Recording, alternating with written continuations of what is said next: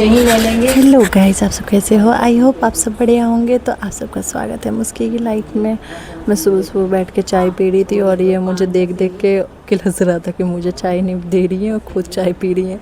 और फिर भी मैं मज़े लेके आराम से चाय पी रही थी। मैं नहीं दूंगी तुझे। इसके पापा थोड़े थोड़े करके उसको पिला देते हैं, बट मैं नहीं देती बिल्कुल भी। अभी बहुत छोटा है, इतने छोटे बच्चों को चाय नहीं देना चाहिए। मैं समझती हूँ, ये भी समझते हैं, पर ये नहीं मानता तो ये थोड़ा सा दे देते हैं। तो फिर मम्मी आई हुई है ना, तो मम्मी के आने के बाद मतलब लाइक ऐसा हो जाता है, कुछ काम मम्मी कर देती हैं, कुछ काम मैं कर लेती हूँ। मैं इतनी जल्दी फ्री हो जाती हूँ कि क्या कहने। और ऐसा लगता है कि जैसे कि मैं घर का काम ही नहीं कर रही हूँ। तो फिर भी मम्मी कर रही थी, पर मैं सोची कि नहीं, इनके साथ काम करवा देती हूँ। लाइक ऐसा लगता है ना, वो घर आई हुई हैं तो ये थोड़े है कि मैं बैठ जाऊँ और उनको करने दूँ, वो भी तो आई हैं। तो मैं ऊपर से सारा काम करके दे रही थी। लाइक सब्ज़ी बना रही थी तो मैंने टमाटर वगैरह काट दिया था। जितना मसाले वगैरह का काम था मैं वो कर रही थी। मैंने लहसुन अदरक सब छील के उसके बाद मैंने फिर मिक्सी में उनको पीस के दे दिया था। उसके बाद मैं मिर्ची काटना भूल गई थी और वो चोखा लगाने के लिए जा रही थी।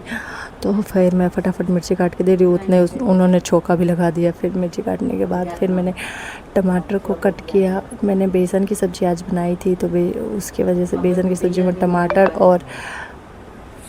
टमाटर और लाइक उसकी सब्ज़ी बनती है हमारे यहाँ सरसों लहसुन का मसाला कहते हैं कि दे करके सब्ज़ी टेस्टी बनती है हमारे यहाँ। तो हमने वही बनाया था आज, मैं और मम्मी मिल के बनाए थे। और मम्मी मतलब बहुत दिन बाद आई थी, तो मैंने बोला मम्मी आज तुम सब्ज़ी बना दो, बहुत दिन हो गए तुम्हारे हाथ की सब्ज़ी खाए हुए। मैंने सारे खाना बनाना वैसे मम्मी से ही सीखी हूँ, पर मुझे अच्छा लगता है, मुझे खुद का हाथ का खाना बहुत पसंद है। और फिर मैं मम्मी से सीखी हूँ, तो मम्मी के हाथ का खाने की तो बात ही अलग है। तो मम्मी खाना बना रही थी और मैं उनके साथ काम करवा रही थी, बाकी का सारा काम कर रही थी। मैं सोचा मैं इतनी साफ़ करने के सफाई बाद कर सारी दूँ, साफ़ सफाई क्योंकि कर। फिर मम्मी कितना ही करती। वो बना रही थी तो मैं सारे बाकी का काम निपटा रही थी। फिर मैंने चावल चढ़ाने के लिए रखा नहीं, रखना था। फिर आटा गूंद के दिया मैंने कि मैं आटा गूंद देती हूँ, तुम रोटी बना देना। और मेरे खड़ा होने का वैसे कम मन करता है, और ऊपर से थोड़ा कहते हैं ना हरामखोरी मम्मी के आते ही शरीर में ऐसी हरामखोरी सी रेंगने लग जाती है ना कि हमारी मम्मियाँ हैं ही तो काम कर देंगी। और कितना भी कुछ हो जाए, शादी हो जाए, लाइक कुछ भी हो जाए ना, तो ऐसा लगता है कि माँ बाप की तो बात ही अलग रहती है। फिर मैं आटा गूंदने लग जाती हूँ फटाफट में। फिर मम्मी को कहती हूँ तुम करो ये। फिर मम्मी सब्ज़ी बना रही थी, मैंने आटा गूंदा। फिर आटा गूंदने के बाद चावल चढ़ाने थे, तो फिर मैंने चावल वगैरह की तैयारी करी। और ये मैंने लहसुन वगैरह छीला था ना, तो उसके छिलके वगैरह पड़े हुए थे, तो वो उठा के रखा। और आलू से ना हमारे यहाँ एक बहुत अलग सी चटनी सी बनती है। तो फिर मम्मी बोली कि मैं जितने दिन के लिए हूँ ला दे, मैं बना दूँ। तो उसके लिए मम्मी ने आलू उबाल के रखा था।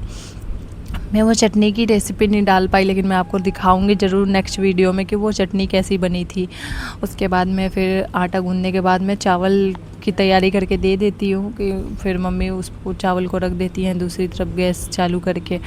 उसके बाद मम्मी कहती है कि सब्ज़ी में ना तू पानी डाल दे, कितना डालना है, क्या डालना है। फिर मम्मी इसमें चेक कर रही थी कि आलू पका है कि नहीं पका है, क्योंकि मम्मी को लगता है कि इतनी जल्दी नहीं पकेगा। और मैंने बंद करवा दिए थे कि नहीं आलू पक गया होगा, अब गैस बंद कर दो। तो मम्मी को लगा भी नहीं पका है, तो मम्मी चेक कर रही थी कि आलू पका कि नहीं।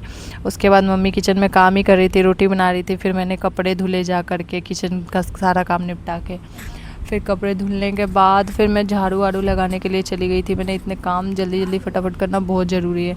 फिर मम्मी का काम किचन का ख़त्म हो गया था, खाना वाना उन्होंने बना दिया था। तो मैं स्लिप वगैरह सफाई कर रही थी, मैंने स्लिप वगैरह साफ़ कर देती हूँ। ये आके फिर मेरे पैरों में लटक रहा था कि मम्मी दिख नहीं रही है, मतलब मैं बहुत देर से उसको दिखाई नहीं दे रही थी। कहते ना हर बच्चे को माँ ज़रूरी होती, माँ तो चाहिए ही चाहिए। तो फिर वो मेरे पास आ रहा था और मैं इनके पास भाग रही थी, ये मेरे पास आ रहा था। फिर मम्मी इसको ले करके गई। मैंने कहा मम्मी थोड़ी देर के लिए ले जाओ, लाइक मैं का काम निपटा दूँ सारा।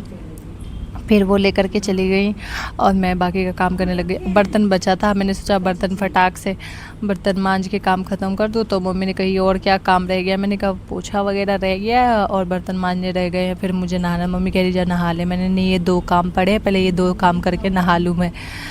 फिर मम्मी बोली तुम पोछा लगा दे, मैं बर्तन धुल दूँगी। मैंने कहा चलो ठीक है ना, कर लेते हैं हाफ़ हाफ़ काम। फिर पता नहीं हाँ मम्मी बैठ के कुछ कह रही थी, वो हंसी दिला रही थी, मैं उनकी बातों को जवाब दे दे के हंस रही थी।